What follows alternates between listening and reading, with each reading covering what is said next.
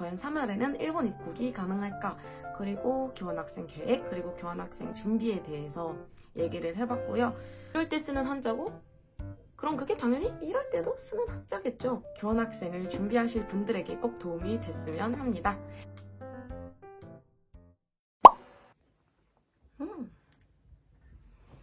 안녕하세요. 제가 이렇게 카메라를 켠 이유는 일본 입국 준비를 하시고 계신 분들에게 조금이라도 도움이 될 만한 정보를 알려드리려고 카메라를 켰는데요. 드디어 3월에는 입국 금지를 해제한다고 얘기가 나오고 있잖아요. 저는 2022년 1학기, 그러니까 이번 학기에 일본 입국을 준비하고 있었던 학생입니다. 후쿠오카로 교환학생을 신청을 했었고 장장 1년을 준비하고 기다렸는데 결론부터 말씀드리면은 프로그램이 취소됐어요. 코로나 때문에 이제 입국이 불가능하다고 판단을 해서 일본 학교 측에서 교환학생을 아쉽지만 취소를 했고요. 3월부터 입국 금지가 풀리는데 왜 교환학생이 취소됐냐? 라고 물어보실 수도 있어요. 하루에 3,500명에서 5,000명 정도 입국을 허용하는 것을 고려하고 있다라고 얘기를 일본에서 하고 있는데요. 지금 전 세계적으로 일본 입국을 대기하는 유학생만 15만 명이 된다고 해서 3월 내로 입국이 불가능할 거라고 일본 대학교에서 판단을 내렸나 봐요. 유학생만 15만 명이 대기 중이면 비즈니스, 기업인 분들, 저희보다 유학생보다 더 일본 발전에 도움이 되실 분들까지 합한다면 이제 훨씬 더 많은 숫자가 이제 일본 입국을 대기 중이시고요. 3월부터 입국 금지가 풀린다면 그때부터 비자 신청을 할 수 있는데 비자 신청을 한다 하더라도 너무 많은 사람이 대기를 하고 있으니까 3월 17일, 18일쯤까지 입국을 해야 되는데 3월 2일에 비자를 신청해서 그 수십만 명을 제끼고 제가 3월 16일까지, 17일까지 비자를 받아서 18일에 올 수 있는 확률은 거의 제로라고 생각을 하셨는지 그냥 후쿠오카 대학 측에서 프로그램을 취소했습니다.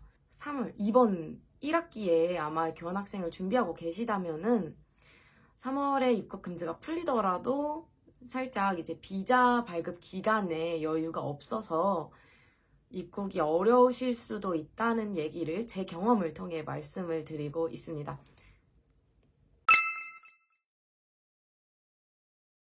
유학생도 입국을 안 받아주면 어떤 입국을 허용해 주는 거냐 하실 수도 있는데 그게 이제 아마 중요도 순서로 비자 신청을 받아주시는 것 같아요. 같은 유학생이 있더라도 이 사람은 5개월만, 이 사람은 1년 동안 이런 식으로 교환학생을 신청을 했다면 1년 유학생을 먼저 비자 신청을 받아줘서 입국을 시킨다던가 하는 우선순위가 약간 있나 봐요. 저는 한 학기짜리 교환학생이었고 그래서 이제 아마 순위에서 많이 밀릴 거라고 생각을 해서 교환학생이 취소돼서 일본 입국을 어렵게 됐습니다. 1년 뒤에는 코로나가 조금 더 나아지겠지라는 생각으로 교환학생을 계획하고 계신 분들을 위해서 제가 교환학생을 준비했던 계획들을 한번 얘기해 보려고 해요. 저는 2022년 1학기 교환학생을 가기 위해서요. 2021년 2월부터 준비를 했습니다. 2월부터 준비를 했다는 말은 2021년 2월에 교환학생을 가볼까라는 생각을 했다는 뜻이에요. 제가 교환학생을 이제 계획하기 시작했을 때 저의 일본어 베이스는 히라가나를 읽을 수 있을 정도였어요. 그냥 아이유에오, 카키코케코 이거를 아는 정도였고 어떤 말이나 그런 읽기나 그런 거는 하지 못하는 상태에서 교환학생이 갑자기 가고 싶어져서 알아보니까 JLPT라는 일본어 능력 시험의 성적이 필요하더라고요. 대부분 JLPT N2 이상이면은 정규 수업까지 들을 수 있더라고요. 그래서 JLPT N2를 목표로 공부를 했고요. 그러고 이제 마지막 학기라서 휴학을 했었어야 했는데 그래서 휴학을 한 기간 동안은 또 헛되이 보내고 싶지 않아서 제가 이제 꼭 이제 대학 다니면서 해보고 싶었던 아르바이트를 해보기로 했는데요. 그게 바로 에버랜드였고 에버랜드 알바로 돈을 벌면서 이제 일본 갈 자금을 준비해야겠다. 그래서 작년 후반기에는 에버랜드 알바를 해서 돈을 벌었고요. 정리를 해드리자면 저는 7월에 시험을 보고 7월이랑 8월에 말하기 연습을 준비하고 이제 동시에 8월에 에버랜드 알바를 시작했고 그리고 9월에 면접을 통해서 교환학생을 합격을 했고 10월에 일본 후쿠오카에다가 신청서를 또 보내서 후쿠오카 대학에서의 교환학생도 합격을 했고요. 그 사이에 에버랜드 알바는 계속 하고 있었습니다. 그래서 그냥 조금 더 공부하다가 일본 가면 되겠다 싶었는데 이제 일본 입국이 한 달도 안 남은 상태에서 후쿠오카에서 취소를 해서 그렇게 마무리가 됐습니다. 저는 우선 2021년 1학기는 학교를 다니고 있는 상태였어요. 4학년 1학기를 하고 있는 상태였는데 4학년 1학기다 보니까 7월에 JLPT N2를 붙지 않으면 저에게는 교환학생 기회조차 없게 된 거예요. 그때 이제 마인드가 코로나 때문에 못 가는 한이 있더라도 준비가 안 돼서 못 가는 일은 없도록 해야겠다라는 마인드로 1학기를 다니면서 그때 이제 제 전공 기사도 따고 있는 시점이었어요. 전공 기사의 필기 준비 그리고 학기 중에 중간고사, 기말고사 또는 과제들도 있었고 그 상태에서 JLPT N2를 공부를 했습니다.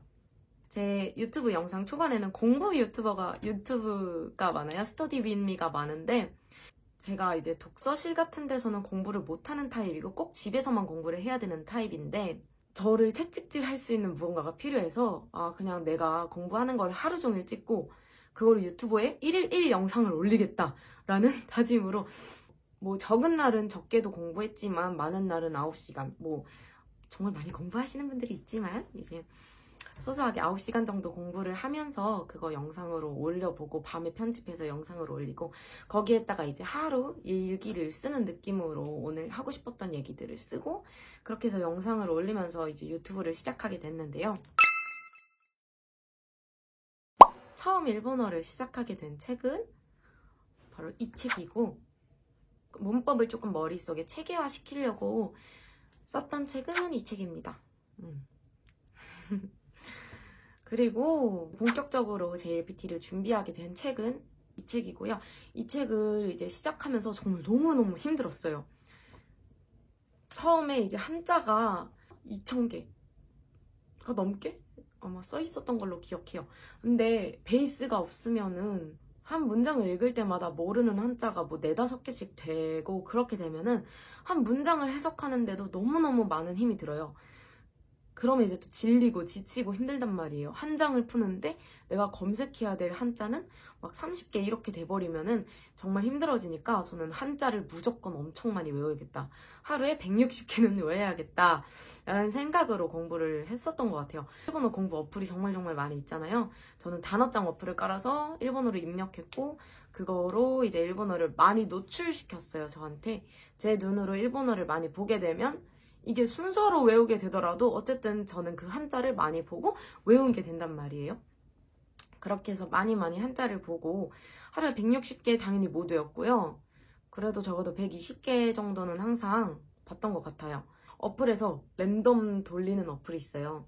그럼 그 랜덤으로 돌리는 범위를 넓혀가는 거예요. 처음에 120개만 했어요. 그럼 이 안에서 랜덤으로 단어가 돌아가면 제가 단어를 그렇게 말하는 식이었고요. 다음에 240개. 요거를 공부를 한 다음에 이제 다음 거랑 합쳐서 랜덤을 또 돌리는 거예요.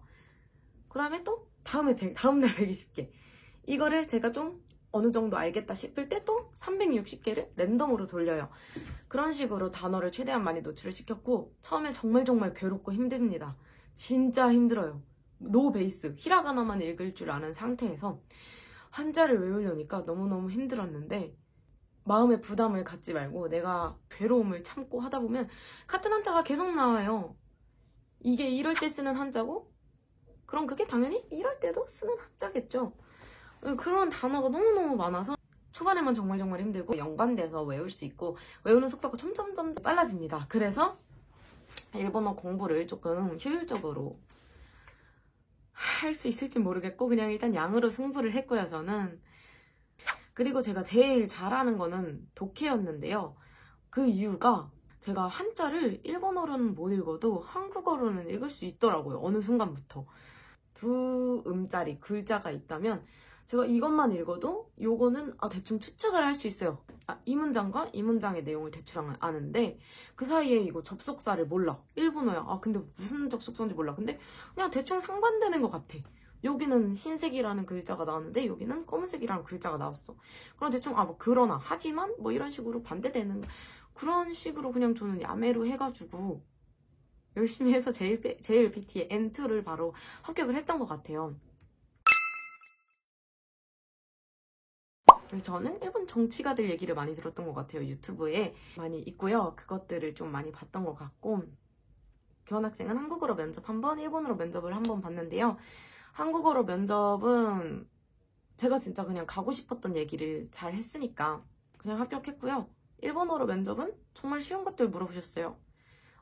일본에서 너가 좋아하는 뭐 노래나 영화나 뭐 좋아하는 무언가가 있냐 해서 저는 일본 영화를 좀 좋아한다고 했고요. 영화 제목도 몇 개 나열했습니다. 그러면 일본 영화와 한국 영화에 좀 차이점이 너가 생각하는 게 있냐 뭐 그런 식으로 하셨고요. 뭐 일본어 단어 중에 어떤 단어를 제일 좋아하냐, 그리고 그 지유 좋아하는 왜 좋아하냐 뭐 그런 식으로 얘기를 하고, 일본 가본 적 있냐, 그래서 저는 일본 가본 적이 없거든요. 그래가지고 이타코토 나이 데스 이렇게 대답을 하고, 그러면 간다면 어디를 가고 싶냐 해가지고 오사카가 가고 싶다라고 얘기했는데 교수님이 오사카 출신이시래요. 막 그래서 그냥 이런저런 얘기를 하고 합격을 해서 너무 기뻤습니다. 결론은 계획을 세우는 게 제일 중요해요. 지금이 2월이잖아요, 여러분. 작년에 제가 교환학생을 결심했을 때 시기예요. 지금부터 교환학생을 준비해도 늦지 않습니다. 올해 7월 3일에 JLPT 시험이 있어요. 그걸 합격을 해서 대부분 이제 학교들의 커리큘럼이 비슷해요. 올해 2학기 초반에 교환학생 신청을 받고 합격을 해야 내년에 갈 수 있거든요. 그러니까 나는 뭐 다음 학기에 가야지 할 거면 벌써 늦었어요. 일본어를 굉장히 잘하지 않는 이상 다음 학기에 가야지는 벌써 불가능할 거예요. 그래서 이번부터 뇌가 노베이스여도 준비를 해서 7월 3일에 JLPT 시험 보고 합격하고 저처럼 그 사이에 말하기 연습을 하고 교환학생을 지원을 하고 교환학생에 또 합격을 해버리면 내년에는 아마 교환학생을 갈 수 있지 않을까 하는 이제 생각을 하고 있어요. 과연 3월에는 일본 입국이 가능할까? 그리고 교환학생 계획, 그리고 교환학생 준비에 대해서 얘기를 해봤고요. 내년 교환학생을 준비하실 분들에게 꼭 도움이 됐으면 합니다. 원래는 이제 일본 가서 일본 브이로그, 교환학생 브이로그 올리려고 했는데 어렵게 돼서 너무 안타깝고요. 안타깝게 됐습니다. 언젠가 일본에 갈 수 있겠죠?